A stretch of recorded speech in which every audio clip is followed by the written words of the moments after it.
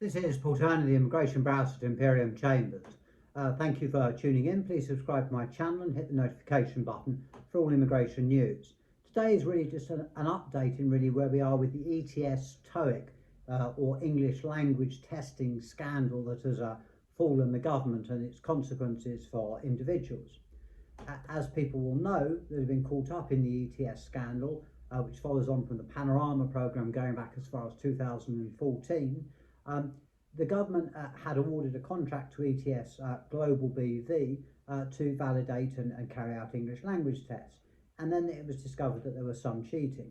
There was some cheating, obviously. However, it appears ETS seems to have cancelled pretty much every test, or at least 60,000 tests.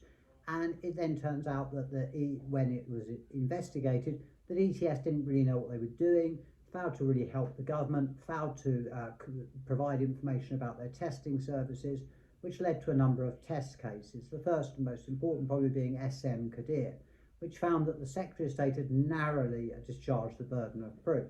That was many years ago now, and since then we've had the all-party parliamentary group, the APPG report, consider ETS and the government, and found that the ETS were a lamentable organisation and investigated for criminal conspiracy and paid the government a lot of money.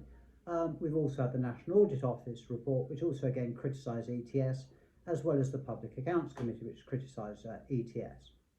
This has then led to a new test case, DK and RK, and I'm the leading counsel in DK, which seeks to challenge the whether or not the Secretary of State can discharge the burden of proof.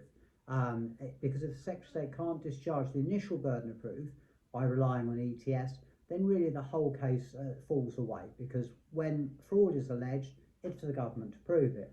Now, the reason why I think that ETS is hopeless and can't be relied on is borne out by the fact that I've won a large number of appeals, even when the person has requested their voice recording, it's not their voice.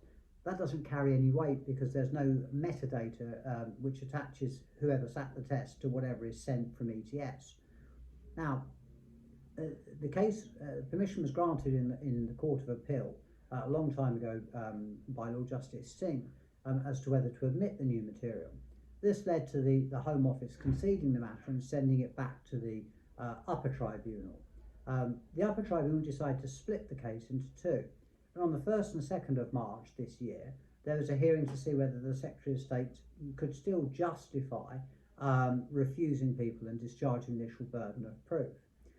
We waited until the 15th of July and then got a very short decision which said that the matter would then proceed to a substantive hearing, but no real reasons were given. So at the moment we don't know what view the court have actually taken, only that in these particular cases they think the Secretary of State has shown enough of a case for the appellants to answer. Obviously, at the full hearing, we will be arguing again that one cannot rely on ETS, and in any event that the appellants didn't, or in my case, the appellant did not cheat. And this case is due to be heard fairly soon, sometime in September or October. Once it's heard, obviously I'll prepare a video explaining what the consequences of the case are. It's worth noting that in March, the Secretary of State moved away from relying on material from ETS and instead relied on a statistical analysis comparing ETS with Pearson's, something that the Vice President commented on, saying that it wasn't an equal comparison. So it's something that hopefully will carry some weight at the substantive hearing and substantive decision. The reason for this video is it's been a long time since there's been any discussion of ETS, and I thought it worthwhile discussing it, or at least bringing people up to date so they're aware of it. So in short, after the hearing on the 1st and 2nd of March, despite a long delay, the upper tribunal found that the Secretary of State has established that there's a case to answer, and that case is due to be heard shortly.